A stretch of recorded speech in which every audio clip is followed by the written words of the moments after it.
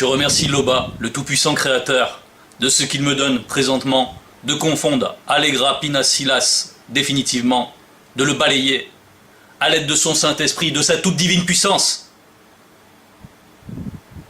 On va te confondre. Et pour ça, on va commencer par t'écouter. On va prendre tes paroles, on va les mettre dans la balance, on va les estimer, on va les peser, et tout sera divisé. Selon l'équité, selon la justice, non pas pour faire des montages frauduleux. Il y a des hommes, et je veux peut-être choquer la plupart des gens, alright? Quand vous prenez, plusieurs personnes vont prendre, par exemple, le verset de Nombre où on dit « Dieu n'est pas un homme ». Je veux encore vous choquer. Je vous dis, Dieu c'est un homme. Alright? Je répète, Dieu c'est un homme. Mais pourquoi je dis Dieu c'est un homme? Je ne dis pas que Dieu c'est un homme comme toi et moi.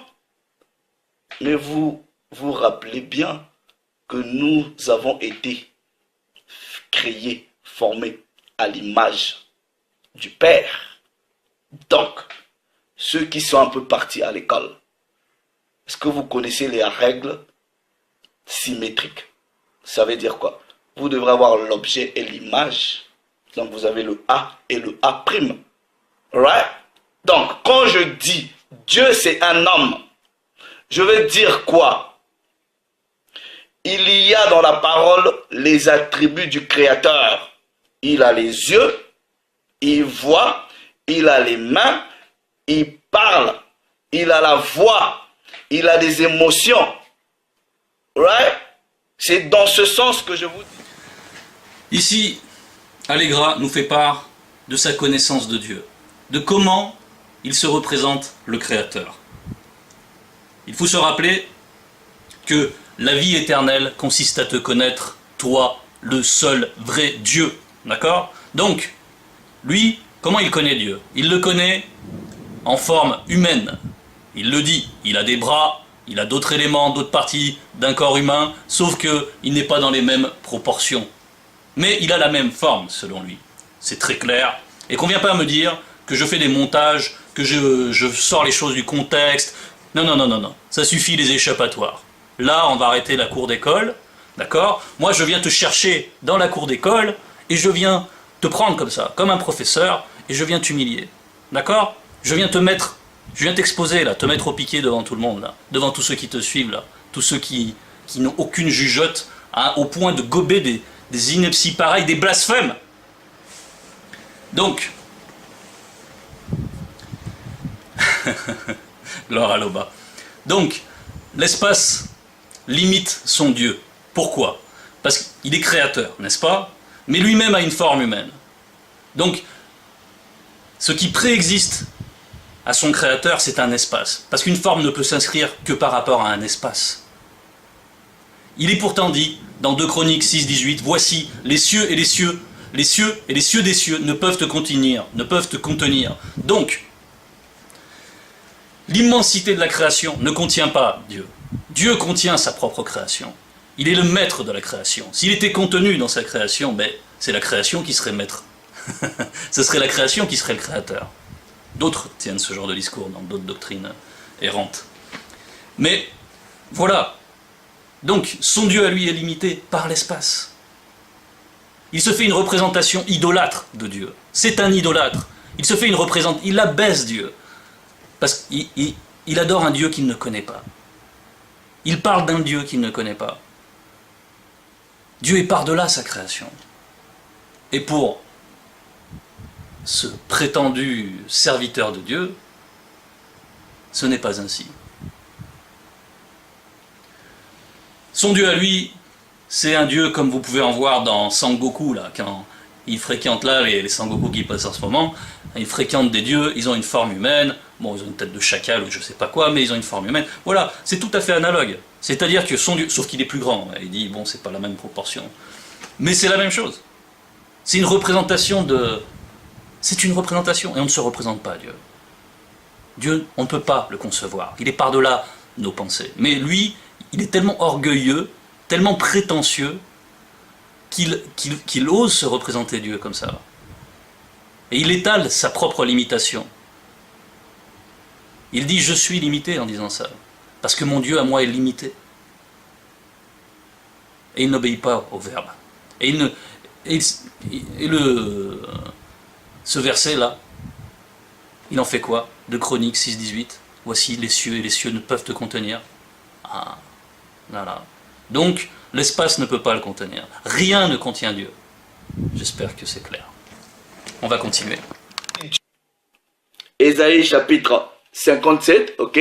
La version King James là encore, ça va être la totale. Ésaïe chapitre 57, verset 1, on dit, le juste périt, Enoch était juste, mais malgré sa justice, il a péri, et nul n'y prend garde. Les gens de bien sont enlevés. Les gens de bien sont enlevés, sont transportés, et nul ne fait attention. Que c'est par suite de la malice que le juste est enlevé. Donc c'était quoi la malice? C'était le déluge. C'est pour cela le Père l'a enlevé, l'a transporté avant pour qu'il ne voit pas le déluge, pour qu'il ne connaisse pas cette mort-là. Donc Allegra Pinasilas se sert de Ésaïe 57, 1, qui dit que c'est par suite de la malice que le juste est enlevé.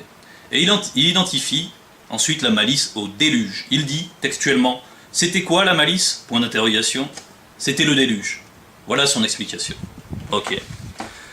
Qui est-ce qui a décrété le déluge? Qui est-ce qui envoie le déluge? Qui c'est qui ordonne le déluge? De qui vient le déluge? Il vient de Dieu. C'est Dieu qui l'ordonne. D'accord? Donc, quand il dit le déluge, c'est la malice, il dit quoi? Que son Dieu à lui manifeste la malice. Que son Dieu à lui est malicieux. D'accord? Mais c'est quoi exactement la malice? On parle le jadis, on l'appelle le malin. Le malin. Pourquoi? Parce qu'il est rempli de malice. Et qu'est-ce qu'il y a de commun entre Satan et Dieu, le Créateur? Ils sont aux antipodes. L'un manifeste la vérité, l'autre est père du mensonge. Qui est père de cette malice? C'est le Dieu de Pinasilas. C'est Satan. 1 Pierre 2, 1. Rejetez donc toute malice, toute fraude, et l'hypocrisie, et l'envie, et toute médisance. Moi je ne médis pas. Je ne fais que montrer que ce qu'il dit est délirant et qu'il ne connaît pas Dieu. Il n'a aucune connaissance de Dieu.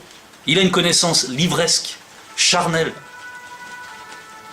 Et pourtant il est dit dans Jean 17, verset 3, « Or la vie éternelle consiste à te connaître, toi, le Dieu unique et véritable, le seul créateur, l'Oba, que Zulula nous a présenté. »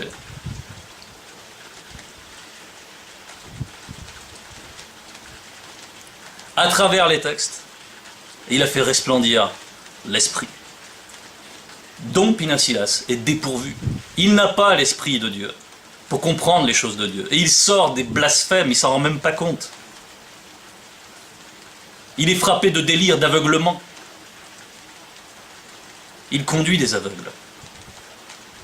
Et tous ceux qui suivent cet aveugle, saisissez cette chance. C'est flagrant, c'est du flagrant délit, ce qu'il vient de dire là. C'est tellement... tellement gros, si vous ne le voyez pas, c'est parce que vous décidez de ne pas le voir. Et ça, après, ça vous appartient.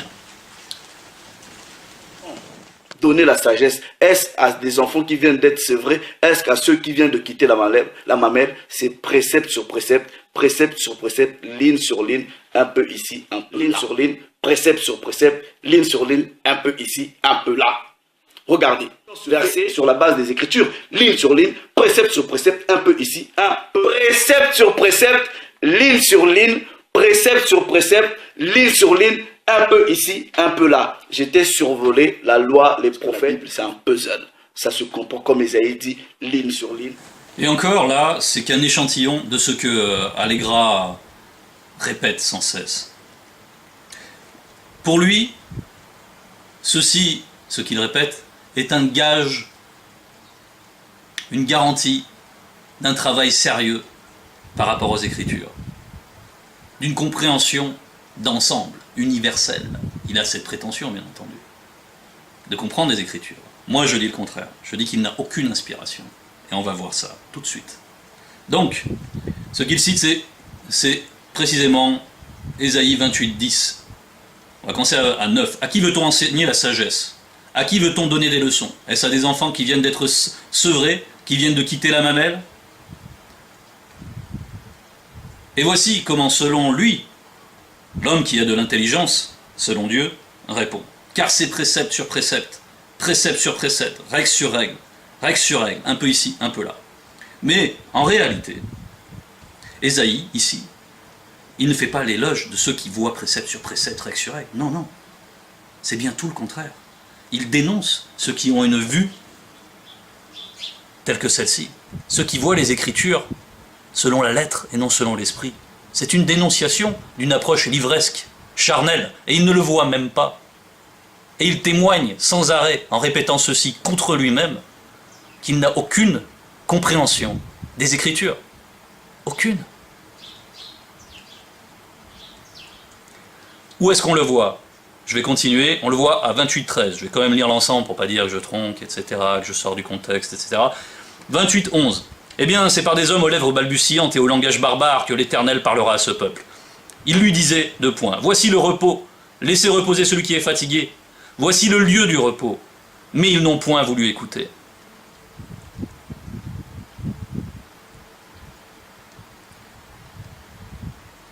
Et pour eux,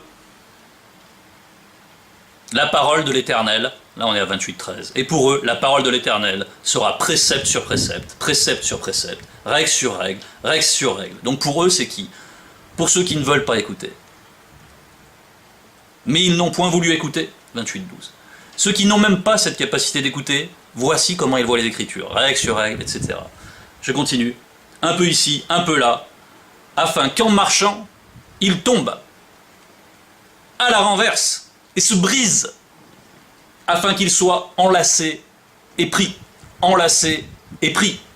Pourquoi enlacés et pris? Parce que dans Job 5, verset 13, il est dit « Il prend les sages dans leur ruse, dans leur propre ruse. Et les desseins des hommes artificieux sont renversés. Et tu es renversé, ici présentement. Tu es confondu. Tu témoignes contre toi-même que tu ne comprends rien aux Écritures. Que ton approche livresque, celle que tu revendiques sans arrêt, etc., c'est celle qui est dénoncée par Ésaïe. Et tu ne l'as même pas vue. Parce que tu ne comprends pas. Parce que tu es voilé. C'est toi qui es voilé. C'est toi qui ne comprends rien aux Écritures, qui ne connais pas Dieu, qui ne sait même pas ce que manifeste Dieu, qui ne connaît pas la justice divine, qui ne connaît rien.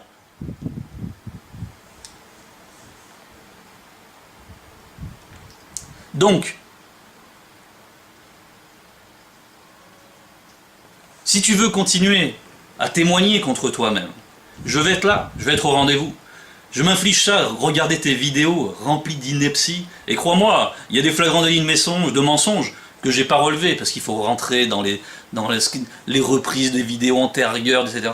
J'ai pas envie, j'ai fait simple cette fois-ci. Je montre, là, que tu ne comprends rien aux Écritures, que ce que tu revendiques comme une méthode sûre, c'est en fait une critique de ceux qui n'ont pas l'esprit pour comprendre les Écritures. Et ça, tu ne l'as même pas vu. Tu es parmi ceux qui sont renversés et se brisent. Ceux qui sont enlacés et pris. Parce que Dieu a choisi les choses folles de ce monde pour confondre celles qui se disent sages selon ce monde.